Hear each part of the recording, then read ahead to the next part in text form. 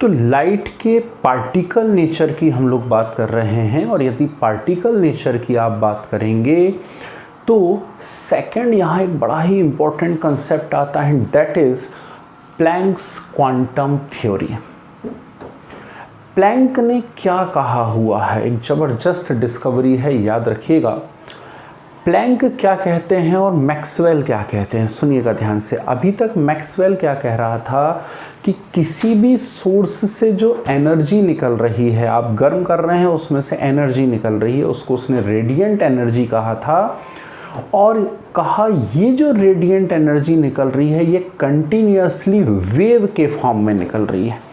Clear? Energy emitted from any source continuously in form of wave and known as what? Radiant energy। Radiant energy उसने कहा था। बस यही Planck ने कहा नहीं भाई साहब आप कुछ गलत बोल रहे हैं। उसने कहा energy means radiant energy not emitted और एब्सॉर्ब कंटिन्यूअसली, लगातार नहीं निकलती है, ठीक, नॉट इमिटेड और absorb continuously but discontinuously in form of small packets, discrete packets, in form of small packets of energy, and these packets of energy are known as what? Quantum। ठीक, energy के इन packets को उसने क्या नाम दिया था? Quantum नाम दिया था। तो उसने कहा लाइट जो होती है वो डिसकंटिन्यूअसली, यानी रेडिएशंस जो होते हैं वो डिसकंटिन्यूअसली इमिटेड और एब्सॉर्ब होते हैं इन form of small packets of energy, and these small packets of energy are known as what? Quantum। Clear? इन्हीं को क्वांटा भी कह सकते हैं। और यदि आप सोलर रेडिएशन की बात कर रहे हैं तो इन्हें कहा जाता है photons. So what is quanta और क्वांटम और photon? These are packets of energy. Clear? जो किसी भी सोर्स से या तो एमिट होते हैं या फिर क्या होते हैं? एब्सॉर्ब होते हैं। क्लियर है? सेकंड पॉइंट, दूसरी बात सुनिए। सेकंड पॉइंट होता है एनर्जी इमिटेड और absorb from any source is directly proportional to its frequency. So is proportional to nu. बहुत ही प्यारी बात है। एनर्जी इमिटेड और absorb is directly proportional to its frequency, is proportional to nu. और प्रोपोर्शनलिटी साइन जब आप हटाएंगे यहाँ से तो एक कांस्टेंट लगाएंगे तो E is equal to what? H new.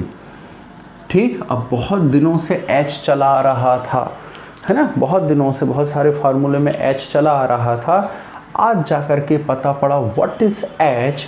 So H is Planck's constant.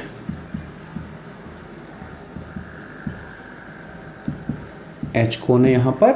Planck's constant है। और इसकी वैल्यू आपको जरूर से याद रखना चाहिए 6.626 into 10 to the power -34 joule second. तो H यहाँ पर प्लैंक्स कांस्टेंट है और इसकी वैल्यू कितनी होती है? इसकी वैल्यू होती है 6.626 इंटू 10 पावर -34 जूल सेकेंड। तो वन क्वांटा, वन फोटॉन की एनर्जी यदि आपको कैलकुलेट करना हो तो वन क्वांटा या वन फोटॉन की एनर्जी आप कैलकुलेट कर लेंगे सीधे सीधे E is equal to H nu से। Is it clear? पर मान लीजिए यहाँ पर n नंबर ऑफ क्वांटा हो, ठीक, 10, 50, 100, 1000 क्वांटा मैंने आपको दे दिए और आपसे कहा चलो यार अब इनकी एनर्जी आप कैलकुलेट कर दो। तो यदि n नंबर ऑफ क्वांटा हो तो एनर्जी सीधे सीधे निकाल लेंगे E is equal to NH nu. क्या? E is equal to NH nu से आप कैलकुलेट कर सकते हैं। क्लियर है बात? ठीक। मान लीजिए फ्रीक्वेंसी नहीं दी हुई है और वेवलेंथ दी हुई है। फ्रीक्वेंसी नहीं दी हुई है और वेवलेंथ दी हुई है और फिर हमसे कहा कि चलो अब एनर्जी कैलकुलेट करके बताओ। तो यदि मान लीजिए फ्रीक्वेंसी नहीं दी है, वेवलेंथ दी हुई है, तो हम जानते हैं E is equal to H nu. और पिछले वीडियो में ही हमने देखा nu is equal to C by lambda. तो न्यू की जगह यदि मैं सी बाय लेमडा रख दूं तो ये हो जाएगा E is equal to h c by lambda. Clear? E is equal to h c by lambda. ठीक, ये हो जाएगा एक और बहुत ही प्यारा सा रिलेशन, ध्यान रखिएगा। क्लियर?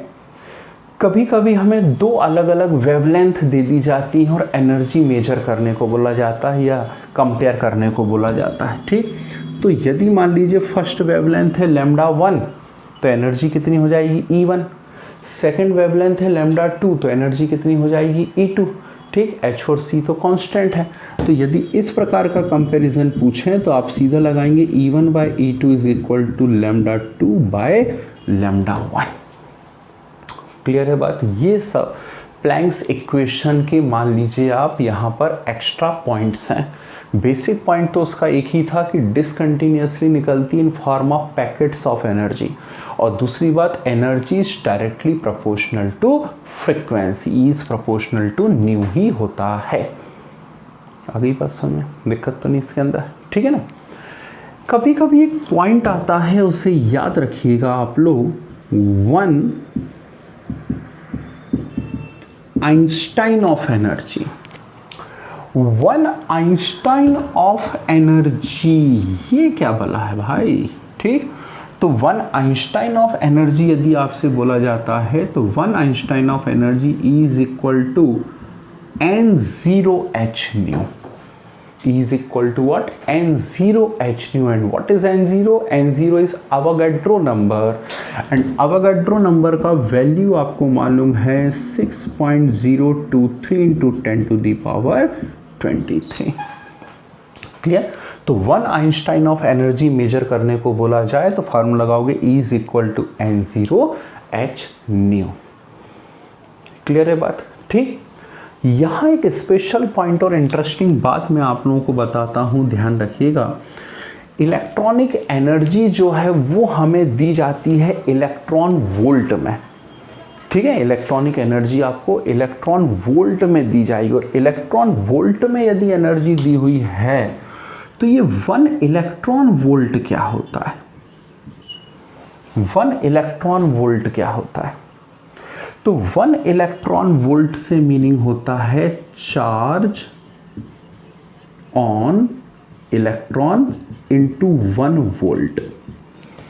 मतलब यदि if any electron accelerated by 1 volt, if any electron accelerated by 1 volt, potential difference of 1 volt, तो उसकी एनर्जी को हम इलेक्ट्रॉन वोल्ट से रिप्रेजेंट करते हैं। 1 electron volt is charge on electron into 1 volt. ठीक, अब चार्ज ऑन इलेक्ट्रॉन कितना होता है? चार्ज ऑन इलेक्ट्रॉन होता है 1.6 into 10 to the power -19 coulomb है इंटू 1 वोल्ट।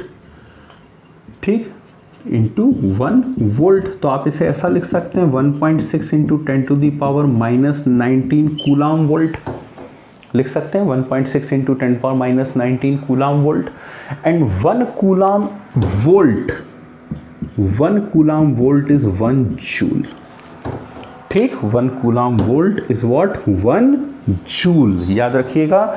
तो फाइनली आपके सामने आ जाएगा 1 electron volt is equal to 1.6 into 10 to the power -19 joule.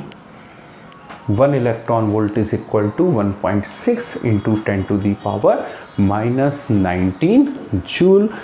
ये है प्लैंक्स क्वांटम थ्योरी। क्लियर है? कोई डाउट इसके अंदर? नहीं, ठीक है ना। चलिए, तो ये एक इम्पॉर्टेंट पॉइंट है। It represent particle nature of radiation. Black body भी क्या बता रही थी? Particle nature of radiation. और प्लैंक्स क्वांटम थ्योरी भी क्या बता रही है? Particle nature of radiation.